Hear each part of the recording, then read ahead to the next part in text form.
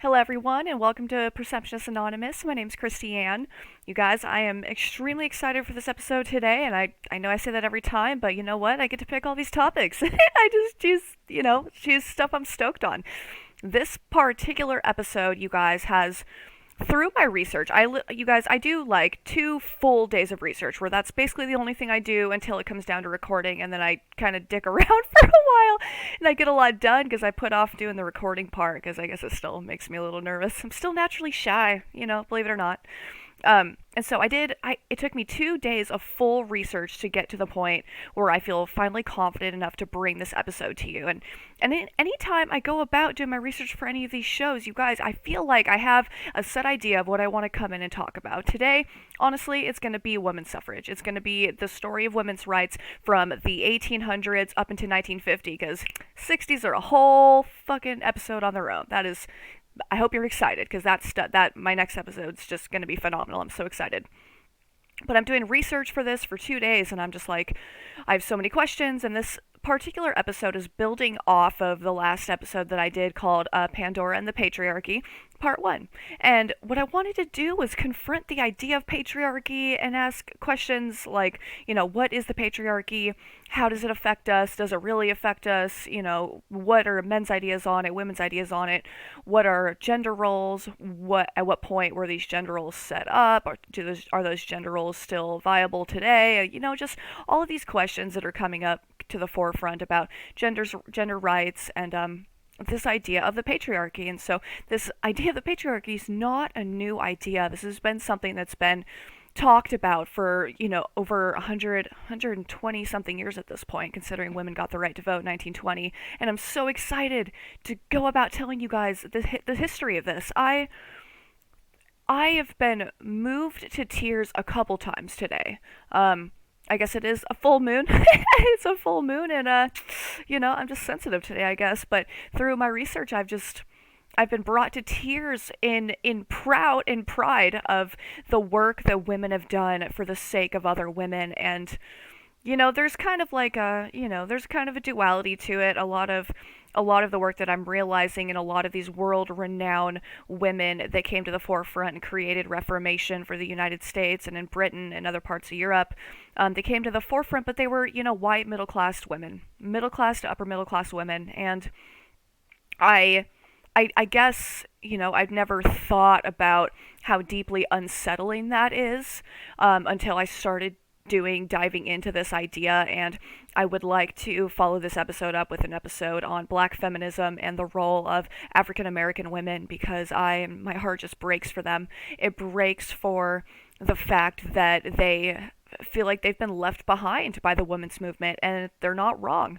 They're not wrong. It's very, very sad. However, in addition to that, I've just been looking into these other women, and I'm just so proud to be able to come to you today with names and organization titles and all these things that women fought so hard for. You guys, I've always heard comedians joke about how the United States is far more sexist than it is racist, and they said, look, we're even more viable. It's more viable, more acceptable to elect a black man president than it would be to elect a woman president. And and I was like, oh, it's kind of a shitty thing to say.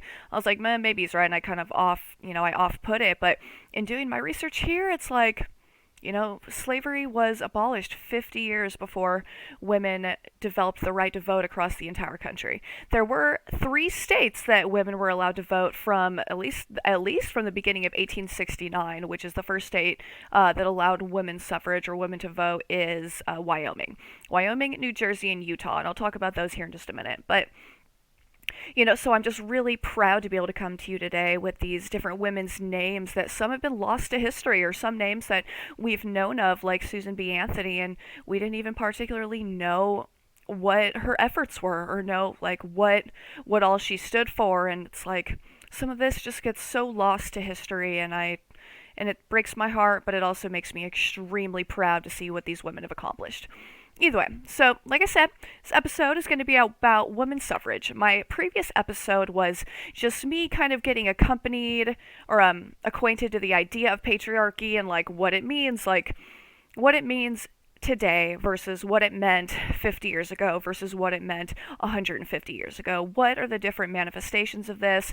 How is it affecting us still? Is it affecting us still? And then we have all these, controversial discussions on biology and predestined predisposition, like women are naturally one way, men are naturally another way, and then we have the idea of religion. And at the very end of my previous episode, and I hope that you guys listened to the end because I found this to be one of the most fascinating aspects of this idea of patriarchy, is the fall of man myths that have occurred in patriarchal societies like, Christianity and Judaism, and then this other example was the Athenian Greek culture. And so in these fall of man stories, it's Adam and Eve, it's Pandora and Prometheus.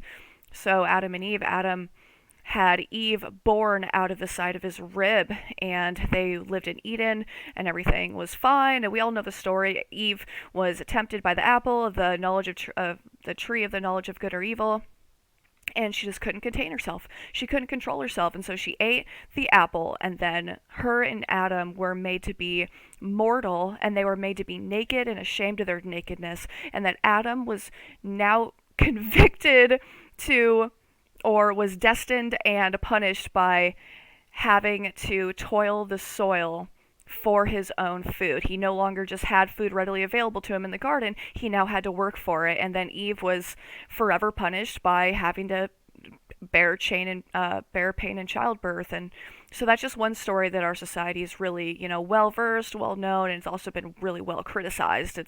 These are some of the ideas that I have or conversations I have on a daily basis with people close to me. The secondary myth is that of Pandora and Prometheus, and this is not something that I was familiar with. I'm moderately familiar with the idea of Prometheus bringing fire to mankind, and I'm just like, okay, I don't understand, why is that a bad thing? Why was he punished? Why, whatever.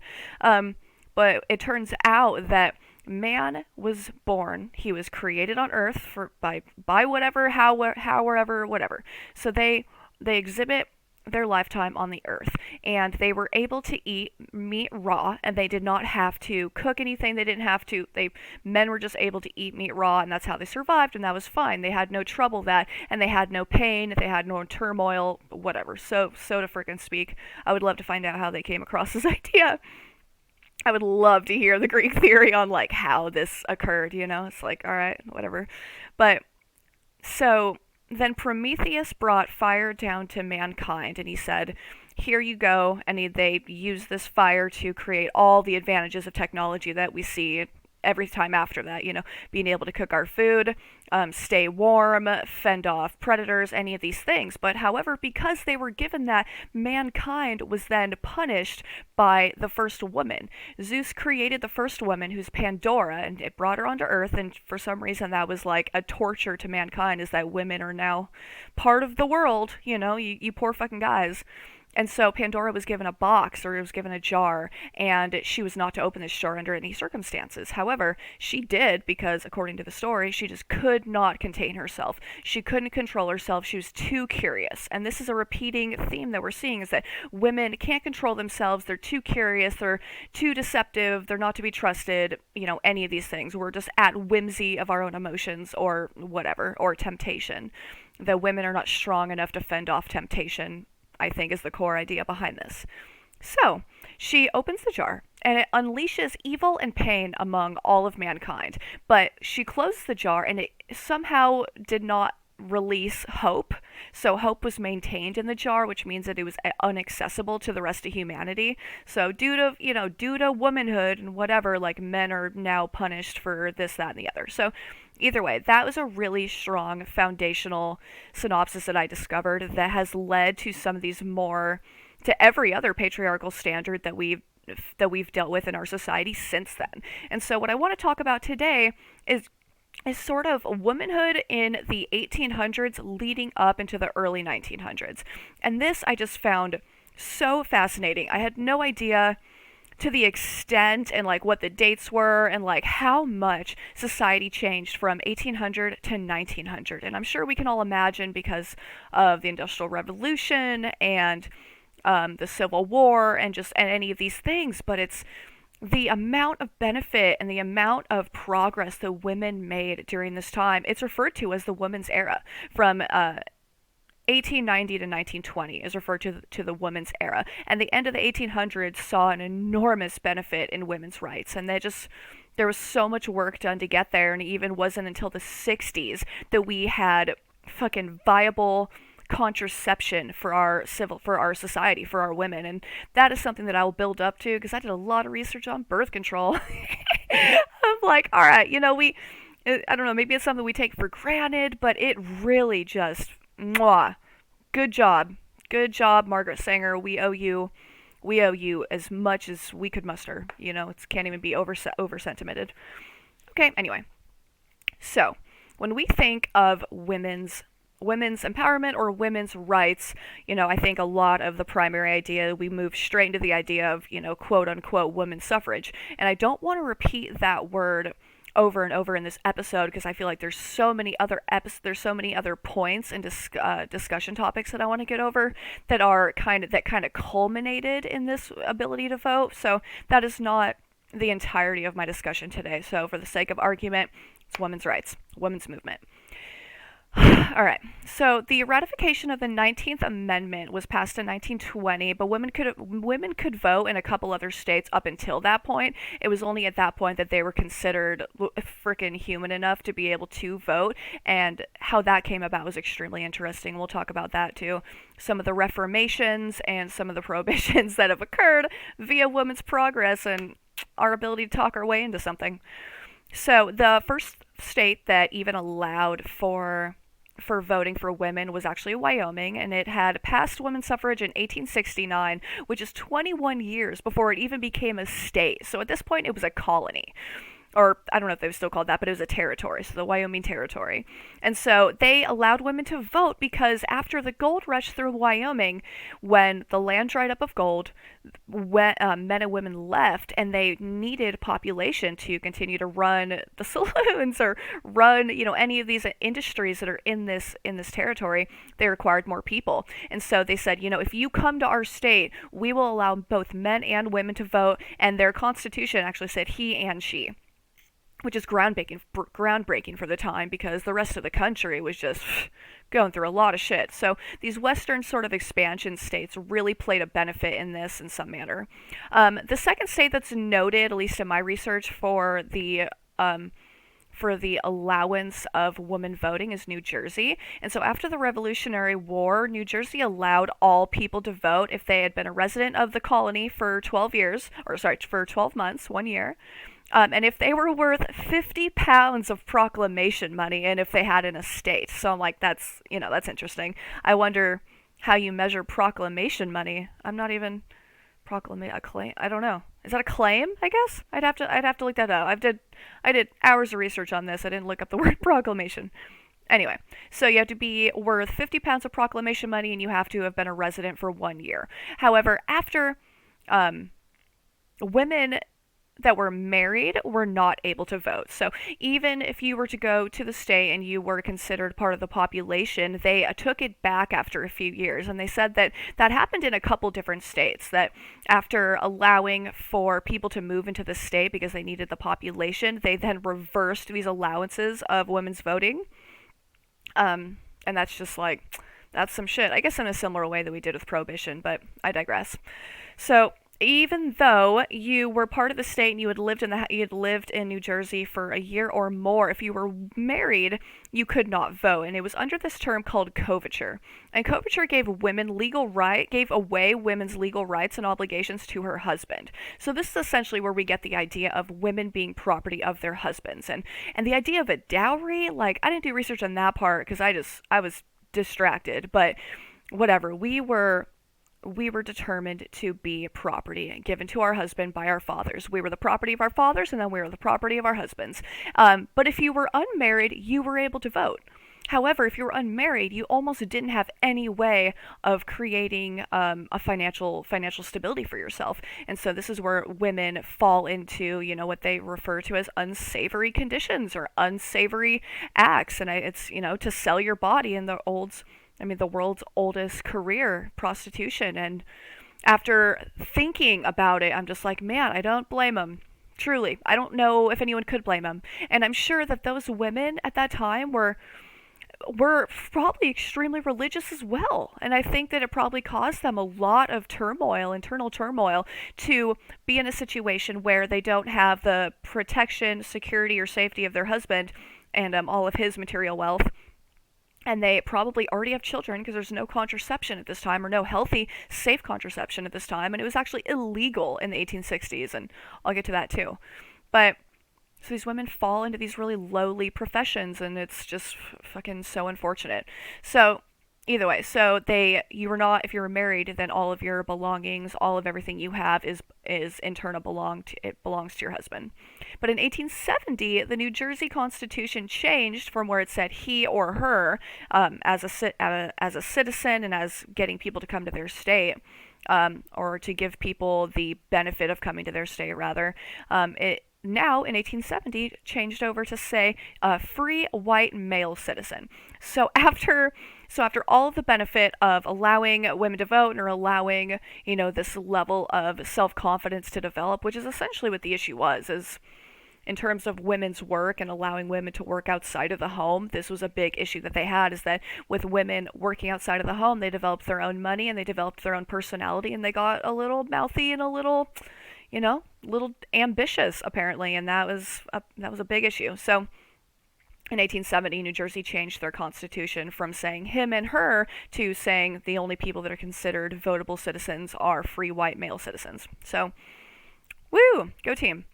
The third state I want to talk about is Utah. And so Utah, this is interesting, and it's kind of unfortunate for that state. I live very close to Utah, and it's one of the most beautiful states I've ever been to. I don't know what it was like back in the day. I bet it was even more beautiful, the amount of wildlife and topography. However, they are very well known for Joseph Smith and the Mormon movement. And so, or the Church of Latter-day Saints. And that was one of the reasons that women were allowed to vote in Utah, because they needed votes to pass laws allowing polygamy.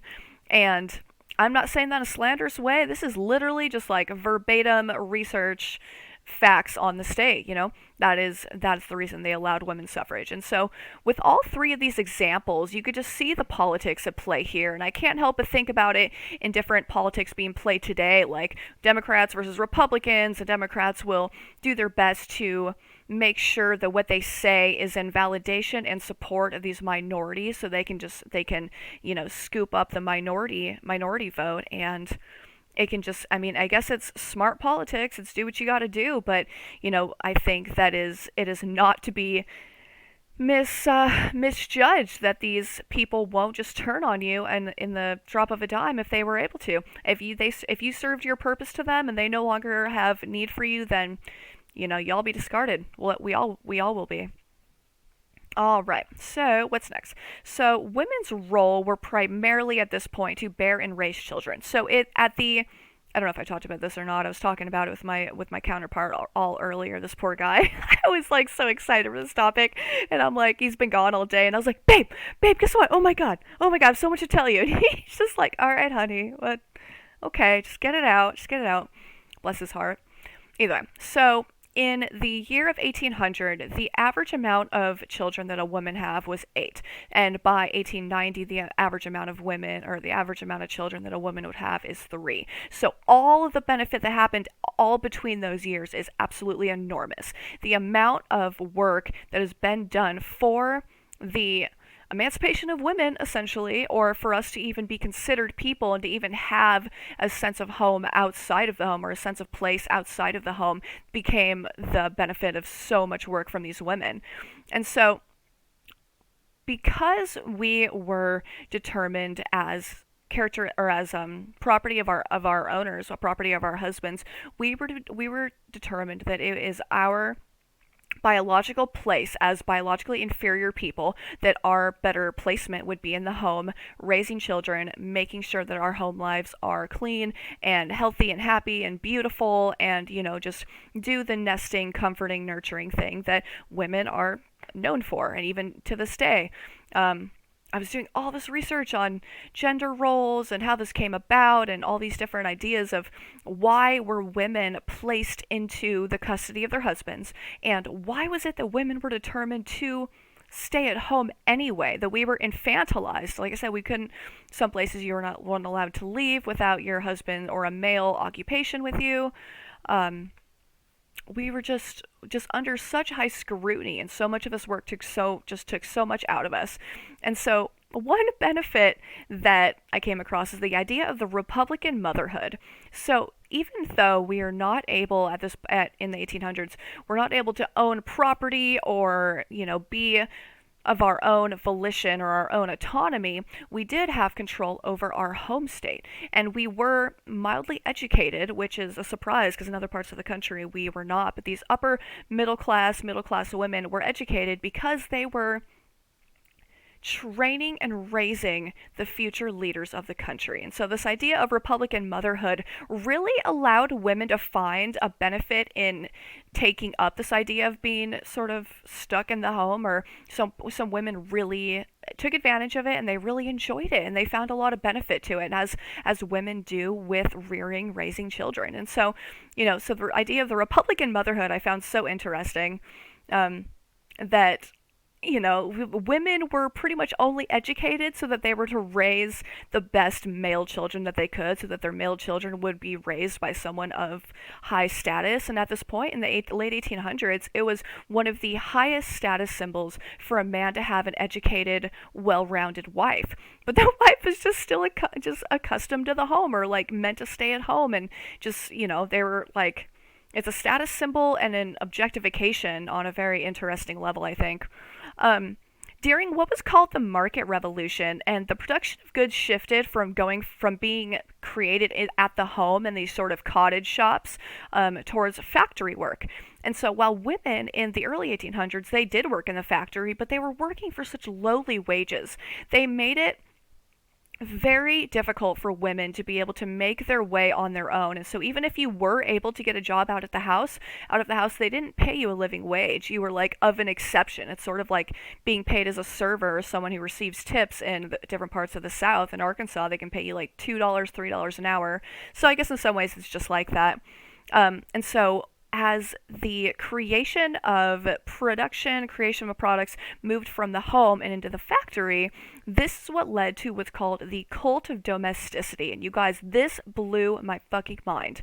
Also known as the culture of domesticity, or the culture of true womanhood, which just grinds my gears, dude. It just sets me on fire, honestly. But so what this meant is, with the production being moved out of the realm that's naturally controlled by women inside of the house and doing things like garment creation and sort of like light factory work, now they were addressed through marketing and through propaganda to tell their husbands that they need their husbands to go work in the factories. That no, I will stay home and we just need you to go out and work. Instead of like allowing women to transition over, they said they very much applauded women that applauded their men for taking over those positions instead of allowing them and fighting for themselves to do it. And so this cult of domesticity, this is the point that I found that really tied everything together, as I have been looking into these ideas of what is the patriarchy, what are gender standards, what are gender stereotypes, how did these happen, like where did this come from? And after realizing all the ideas based on the religious factors of the fall of man myth, and then finding this description of the cult of domesticity, this is where the traditional conservatism family values comes from. That is what we have been seeing infiltrate the rest of our country every time since the 1800s. So from 1820 to 1860, the culture of domesticity had a giant hold on the 1800s, and this is essentially what they determined to be the utmost, most respected character of a woman, is that it would fall under four main principles that women were meant to enact to the best of their ability. The first is piety, so a religious fervor, I guess, that showed that a woman was pure. All of these have to do with purity. Like, it's with this like sense of, no, women don't like sex, and we're not dirty at all, and we don't, any of these like these things that have given women a complex every fucking day since, ever, I guess, since the mid 1700s. And so women were to fall into the four major principles of piety, purity, submissiveness, and domesticity. And so these, you guys, these are all of the topics these are all of the points that I kept coming back to when I'm trying to get down to the core of what is patriarchy. And not just on the level of, yeah, it's a male run society, but in what ways do we internalize these things? And these are the exact ideas that are brought up in the book that I've talked about, Break the Good Girl Myth.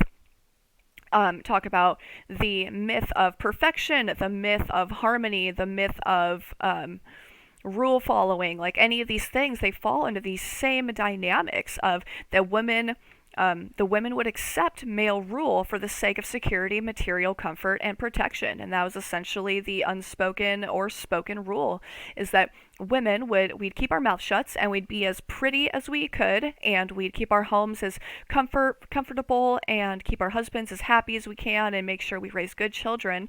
And while those things are beautiful, all of those things are so beautiful, and as I get older, I even find myself more enabled in these things. Like, I'm at home alone just doing research all morning, and my man's gone, and I'm reading this, and while so much of it just made me so angry, like this role of domesticity, that just purity and piety and just, all these Christian things that infiltrate and make people feel bad, and all this guilt that's pressed onto women and onto minorities, it still made me want to clean my house. I still couldn't help but get really excited to have my boyfriend come home to a nice clean house, and to do the dishes, and to deep clean some areas, and to do laundry, and then make the house smell good. And I just put on some makeup, and it was a really interesting trigger. I didn't expect it myself. So either way, so for the sake of us keeping our mouth shut and allowing our husbands to do whatever they need to do and allow them to make the fucking laws of everything everywhere,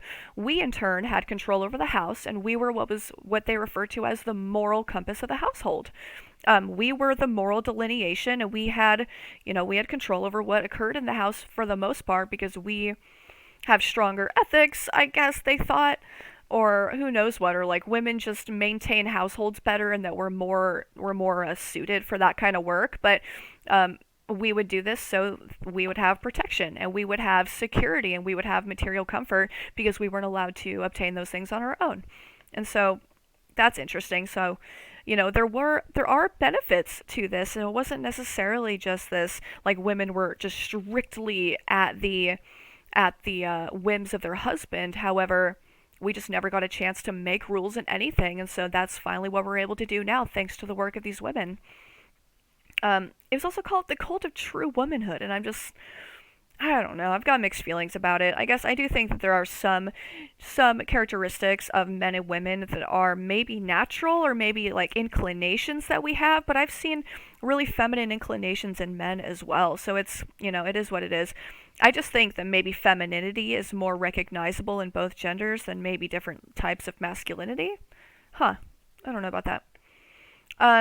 Alright, so an argument was made that women were biologically inferior, so that they couldn't handle the jobs of politics or commerce. And so even though at this point we were starting in the mid to late 1800s, we were starting to make progress, and we were starting to be able to go into the factories and work more, but we were still not allowed into politics. And so women, we eventually talked our way into it. There's a lot of women that were very openly in embracing of this idea of domesticity as well, of the culture of domesticity, and they said that it is actually a sacred duty to be the keeper of the home. And I agree with that as well, but I think that at this point in our society, we're seeing that from both genders, of course. It's just whoever you are with, you're making a home with, it is the duty to both you under whatever individuals that you are. And so that is one thing that really differentiates our culture now from the culture then, is that they were focused on tradition and on this sort of religious ideation, these religious ideologies of what humans are supposed to be like, and how can we be the closest to our creator or whatever. And now we're in this level of focusing on embracing personal identity and embracing personal individuality, in favor of all the details that it brings to the table, in favor of all the benefits that it brings to the table. But there also is a lot of confrontation that occurs in communities that have more diversity than they have ye- uh, unanimous sort of like identity, and that's a conversation for another time, I think.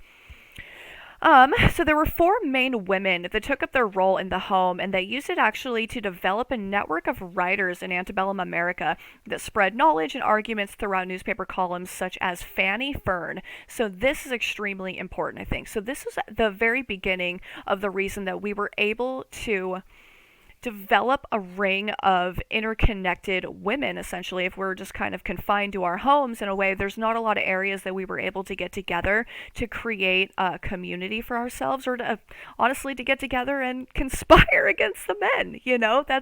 That was kind of the plan, and I think that we see that in all areas. um, but these women are so incredible. So I'm going to read from this website that I've got a bunch of resources that I'll post at the end of the show, but I wanted to read a couple segments from a couple of these pieces that I found. It says, the four women whose works are represented, in the following lessons benefited. So this is from americanclass.org, and it's on the cult of domesticity.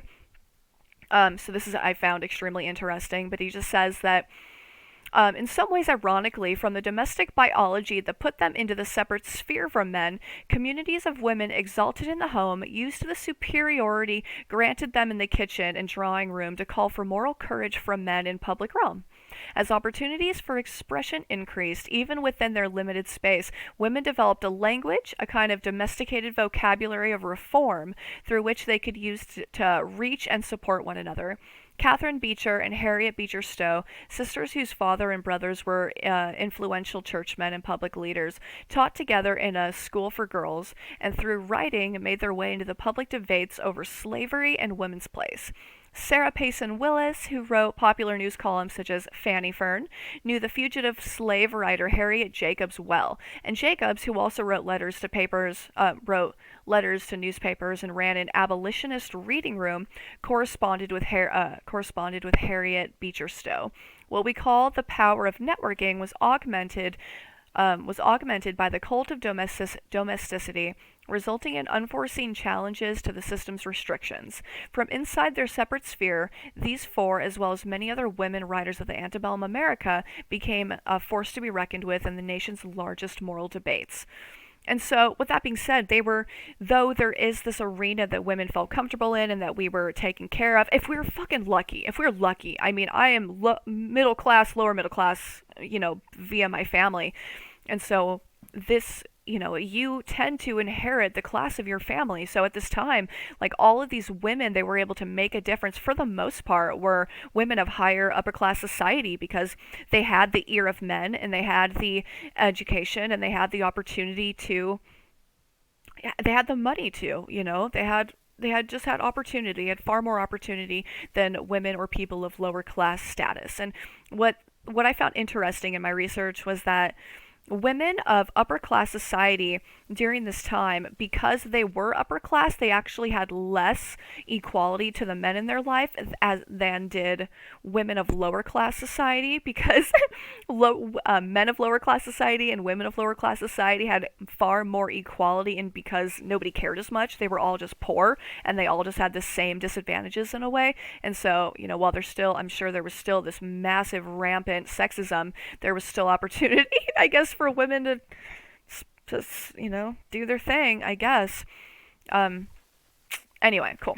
So, women had opportunity for very low paying jobs, and they often couldn't control their own wages. So, like I said earlier, when we were able to work outside of the home at all of that money, all of that effort, anything that we gained had to go to our husband in the first place. So, it's like, it just was what it was, I guess. But they began working towards reformations in areas like teachings and social work. And so, while even today areas like this are known for being like really female driven, all primarily teachers are women, primarily nurses are women, social workers, and while obviously there's tons of men now and there's tons of women engineers and chemists and stuff, it's like there's still sort of this disposition towards one gender or another. And so these women were able to utilize their time in the home and utilize their ability to write. Some people couldn't read, some people couldn't write, and so they were able to use their voice to be able to write to newspapers. And so some of these ideas started getting brought to the forefront where women were not necessarily allowed to vote at this point in time, but we were allowed to slowly make our way into the political sphere because we were able to critique and criticize the objections that have been put to the men, or these laws that have been put forth by men. We're able to say, okay, so you guys make all the laws, you guys make all the decisions, however, this could be done differently, this could be done differently, this is flat out not good, any of these things. And so we owe so much to these women, to these writers that chose to create these social programs. And so they argued if they were to be the moral center of the home, then they were also the moral consciousness of the nation. And this led to things like prohibition, not great, but it has its place, and we'll talk about here in just a moment. Abolition, so the abolition of slavery, and then contraception. So all of these things that even came to the forefront, that even got brought into discussion, were because of women's efforts. We were able to band together, and we were able to say, I no longer stand for these things, or I think that these things should happen. And they got women into the political sphere a little bit. So with the expansion of the middle and upper class, this gave rise to reformations and movements that were often led by these college-educated women, these recently college-educated women. Women started putting together coalitions and started striking, and these were some of the earliest levels of feminism. And I think at this point we're at fourth wave feminism or something, and those will be some of my further episodes coming up too, because I find it extremely interesting, but I really wanted to set a tone and set a foundation for the rest of our argument for the rest of these episodes. So in the 1890s, it was what was referred to as the dawn of American mass consumer society. This is what they call the second wave of industrialization. And so in the late 1890s, so we were finally starting to see some more things coming out of industrialization that can be streamlined and put to small scale so they can actually be put into the home. And a lot of what was occurring is that women were being projected towards, or they're being marketed towards, because a lot of the things that are coming out of industrialization they were things to take care of the home. They were things like washing machines and I don't know, I forgot to look up other examples, but they're basically just labor-saving devices for the home, so in turn for women. And so this woman named Frances Kelly started the National Consumer League, and she actually began lobbying to get people to stop buying products that were made with child labor, or at the time they just referred to it as labor, cheap labor. And so that's only one example of some of these reforms that were made and some of these coalitions that were made. I have a couple other here. Where's my other note? Jane Addams founded the settlement house movement, and this is actually the first incarnation of the field of social work, taking in children, teaching children how to better themselves even though they were born to lower class means or anything. So just starting to reach out to create mental health asylums, and then also working towards strictly women's rights, and then also for the abolition of slavery. So it was at the end of the 1800s that we started seeing all of these reforms start coming up to the front that culminated in, the works of 1920 and then collated in the frickin' 1960s. You guys, I have a love for the civil rights movement of the 1960s, but I found that reading everything that led up to that is far more fascinating. I'm just like, all the tensions that were rising in the United States and all of the issues that were finally being brought to the forefront. And some of this had to do with the fact that at the end of World War II, during World War II, women were able to go into the factories, and we were taking up wartime efforts at a massive rate because all of our men were at war. And so when they came back from war, we were sort of expunged from this realm that we were developing. We were developing independence and freedom and an income and a sense of personality and a sense of autonomy. And so all of these things that come from women being able to work, the men came back and they're like, no, that's enough of that. You can't do that anymore. You got to go back to the home. And it created like this massive this massive like social discussion of women no longer like we've had a taste of freedom, y'all. Like we need no. Like we know what's out there now. We know what we've been missing out on. And we know that we can do that. And you know what? We know that we're fucking smart enough to be able to find a way to do it. You may be stronger than us physically, but we can talk our thing. We can talk our ass in anything. You know what I mean? And I just find it so absolutely inspiring. Like women like Alice Paul, who is what they call a second wave suffragette.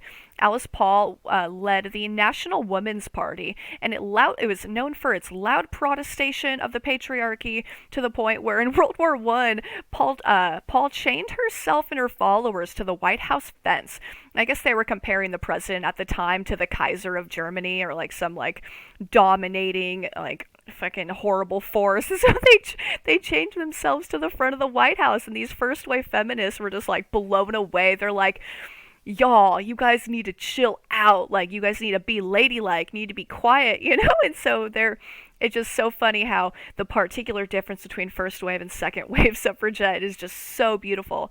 And Alice Paul, after getting arrested by chaining herself to the White House, they followed it up with a 7-month hunger strike in their prison stint.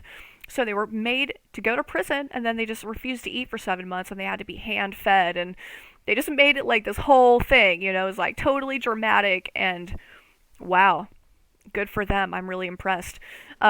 The first time that the term women's suffrage came to the United States or came to the forefront was in a document called the Declaration of Sentiments, written by Elizabeth Cady Stanton, Lucretia Mott, and Susan B. fucking Anthony.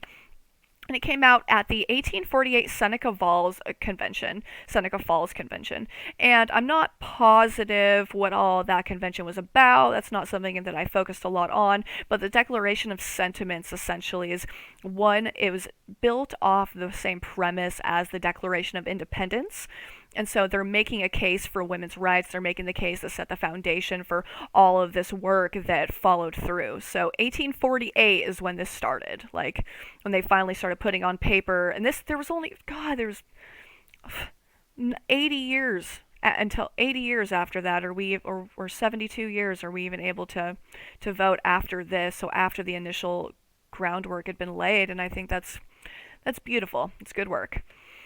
Okay, so I wanted to talk about the National American Women's Suffrage Association as well, also called NAWSA, N-A-W-S-A, and this group is particularly kind of criticized because, once again, it is primarily white, middle-class women being loud and trying to get rights for them, and their claim was based on like a sort of nativist support theory, so saying like, we are born here, we're from the United States, like we should have inalienable rights of this and this, but that discounted immigrants and it discounted African Americans. And so, you know, they say that black women feel left behind by the suffrage movement, by the women's right movement, and this is exactly why. It could be there was a lot of work that could have been done, but, you know, I guess it was a different time or whatever. Cool. So during the 1800s, because we started having a lot of this technology come out and things started, like, we had telephone operation, we had office work, and a lot of these jobs were taken up by women explicitly, and once again, these are some arenas that we still see a lot in. A lot of these more community service sectors of work, and anything that has to do with, you know, the society, people. Women tend to fall under people sciences, and men tend to fall under hard thing sciences. And so because of our ability to get into the workforce, and like I said, it is because that we are able to get this sense of freedom, get this sense of autonomy, and realize what it is that we have been missing on, this started creating a rift in the family structure of the United States. This started laying the foundation and the groundwork for some of the questions that would culminate in the free love, you know, bra burners of the 1960s. They started questioning governmental rule, they started questioning inalienable rights, they started questioning women's rights, and anything else that contraception, I have a list of stuff, but I think I've gotten way past where my notes were. That's for sure. Oh, yeah. So they started focusing on laying the groundwork for these arguments that would occur from the 20s to the 50s on personal freedom, liberal and conservative values, government intervention, religion and politics, sexual morality, and social welfare. So let's get back to where I was earlier with the National Consumers League. Oh, yeah, and so we talked a little bit about some of the organizations that had laid the groundwork. So, this is where a lot of social work, a lot of mental health was put into place, and a lot of these refinements of systems that were already there were created by women to make life better for people, to make life better for minorities. And there are these two women that I am just absolutely blown away by, that I'm so glad that I get to bring to the forefront with you guys. Is in the early 1900s, Margaret Sanger and Emma Goldman are two women that they should just go down in fucking infamy, man. They're just, I mean, not infamy, they're just really wonderful people. And Margaret Sanger is someone that we'll learn quite a bit about moving forward. So this is where we get into the idea of birth control and the things that women were starting to bring to the forefront, like contraception. Contraception, and then the invention of all of these home saving devices that we talked about, like the dishwasher and everything. The combination of these two, and the change of the scenery from where slavery has then been abolished to the point where they're like, well, we're the only ones left. We're the only ones left, is, this development of women's rights, or so maybe that was their argument. But the combination of no longer having as much work at home to do, and then having the ability to choose the amount of children that we have, made in unsurmountable changes in our lives that can't be overstated. So it was Emma Goldman that actually began arguing that women should be able to have and enjoy sex without the obligation of having children. That there needs to be this sort of separation between sexuality and procreation. They don't have to be the same thing. And Goldman was arrested actually 40 times for sharing these so-called super radical ideas, and was eventually deported. And so, while it doesn't seem like these ideas sound all that radical, like, that's something I came across in every article I read, was just how truly shunned and aggressively put down this idea was. They're like, how dare you? Like, we've taken care of you, we've kept you in our houses, we've kept you warm, we've kept you fed, like all of these things, like we've given our lives over to you so that you can raise our children. And we're like, yeah, you know what though? I don't know, I kind of want a job. And you know what? I think we need to have better sex. And this is like just some of these things. Like, men probably didn't know what to do. They're probably outraged. And it's actually really well documented that certain male writers of the 1800s were in massive favor for these anti-slavery legislations, but they were against women's rights. And they thought that if we were to focus on women's rights, then it would underhand the idea of abolishing slavery. And so they said, we can't have both. You guys are just going to have to wait or not at all, essentially. So, that's interesting, man. But one woman named Margaret Sanger, she is just really incredible. I came across her a couple times. Sanger was sentenced to prison for opening a clinic in Brooklyn and offering contraception to poor and immigrant women. This is the first health clinic in the United States. And so contraception at this time the pill wasn't even invented until the 1950s, and it wasn't readily available until the 60s.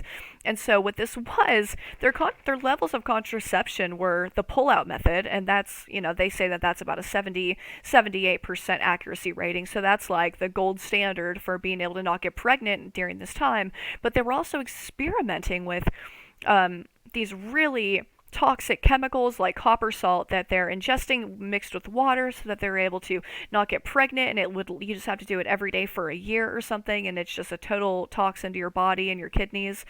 Or you're experimenting with different plants that you'd combine with other plants, and you'd crush it up, and then you'd hopefully put it in something. You'd hopefully put it in something, and then you'd insert it into your vagina. But I don't know. I didn't go that far into the application of this. But that was another thing, is that women were experimenting with all these different plants that were said to block semen from the inside. And so between that and the pull-out method, they were just like, fucking help me, please God, please, just give me this one. Just let me have a nice night. Let us go home, have fun, and I don't want to be pregnant tomorrow. Um, what was I saying about that? Oh yeah, so with the contraception, so they had these those were basically the only options, or there'd be like a home abortion. And so the church, even from the beginning of the Middle Ages, the concept of abortion and the concept of contraception was considered witchcraft. If you were to be practicing with herbal remedies to keep yourself from getting pregnant, how dare you?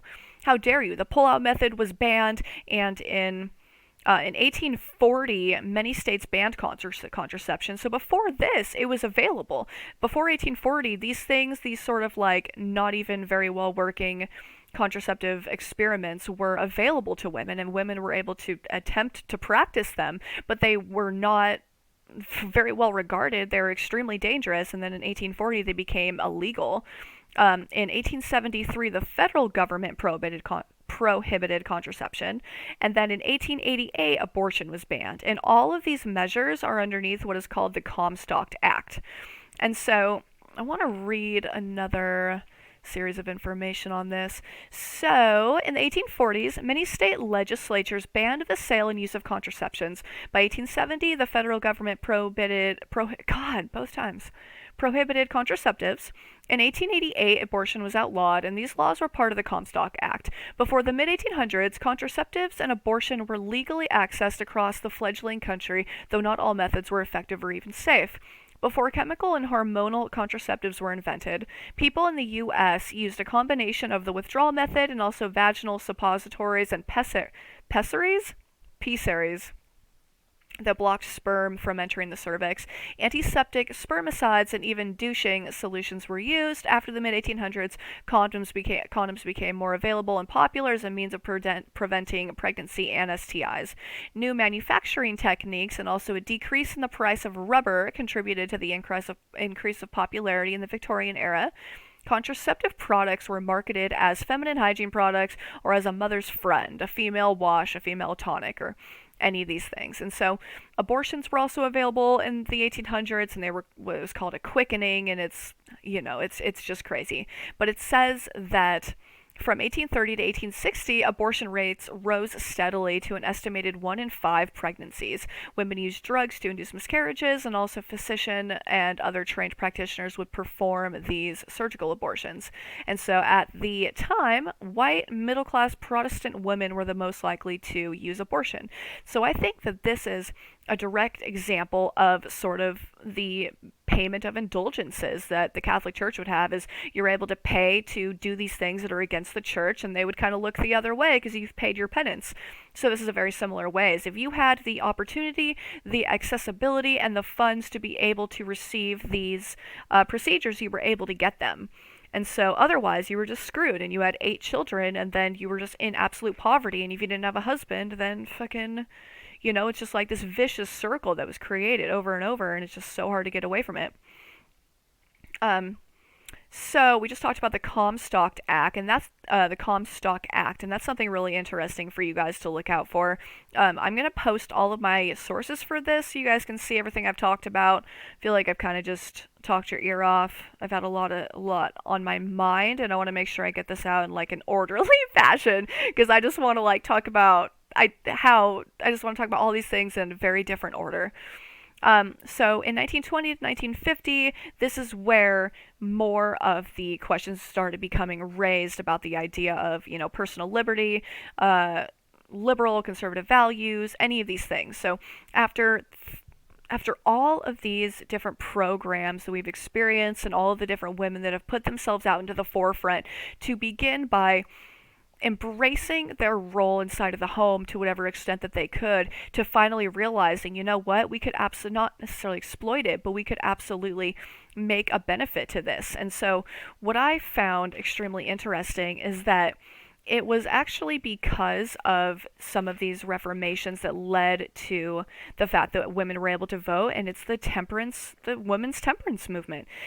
From 1874 to 1890, in order to keep people from drinking, you had to pass these local laws, and giving the women to write really helped present and push these agendas, the agenda for both, the agenda for fucking sobriety in the nation. The amount of women that were experiencing their husbands come home wasted because water's probably not that good, and that was just during the up until the industrial revolution. That is what we drank. We drank beer and we drank liquor. And so there are these bars that right before Prohibition you were able to go into, and for a nickel, you'd be able to drink out of a hose beer as much as you can. As much as you can, as fast as you can. You basically just beer bong as much as you can possibly for a nickel. And so their men were coming home just absolutely intoxicated, just totally just rampant and belligerent in this recurring offense. And so while I think of prohibition and I'm like, fuck that. Like, what about personal freedom? What about our ability? Blah, blah, blah. But it was a different time. And I truly honor the work of these women for putting themselves out there and working towards a more sober United States for the betterment of everyone. Man, alcoholism is so real and alcoholism is so deadly. And it just takes over people's lives. And it probably is the biggest common denominator amongst all domestic abuse. I can't even imagine what lives were like at that point. Like, I'd get my ass beat because I got an opinion. I truly honor these women that endured so much for us to be able to be here, even talking to one another as free as we are, just to do whatever we want. Truly, I mean, there's some things that we're still worried about in terms of, our inability to fend off men if they come after us, or, just, I don't know. There's so much more work to be done, but the amount of work that our predecessors have laid the foundation for us is incredible. And I truly honor them, and I so look forward to my next coming couple episodes about the different levels of and different waves of feminism, and just to really speak the name of more of these women that need to have their stories told. I find it incredibly important and incredibly touching and incredibly inspiring, and I'm like, it lights a fire into my ass. But thanks to prohibition, women reformed the voting policy that culminated in the ratification of the 19th Amendment in the 1920s. It's because of our moral compass, I guess, and like I said before, this moral compass is like highly advised due to Christian foundation and freaking Protestantism and Quakerism, just any of these Christian denominations. Like, there was a piety that came with it, and so it's the sort of moral elitism that women would go to bars with axes and they would tear down these establishments, but they're what the establishments stood for, which is the degradation of our men and the degradation of our society, because y'all can't pay attention because you're too drunk all the time. Like, it was a really big problem, and I guess I underestimated to what extent it affected lives of us. And with that being said, I don't know.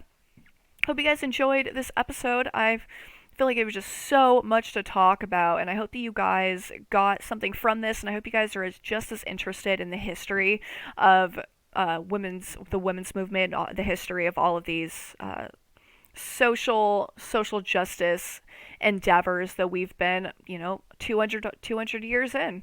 We are continuously working to make better names for ourselves and to become the most equal, the most free, and the most healthy society that we can. And I honor the work that you all do on your daily lives from person to person, and I'm happy to be here with you. Hope you enjoyed the show. You guys are more than welcome to find me on Instagram under sailor.owen or at Perceptionist Anonymous. You can also email me at perceptionistanonymous.com.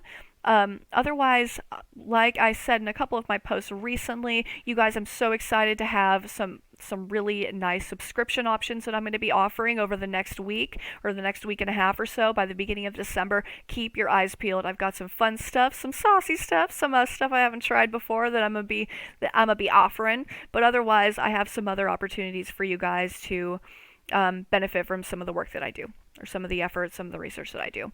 Anyway, I love you guys, and happy full moon eclipse.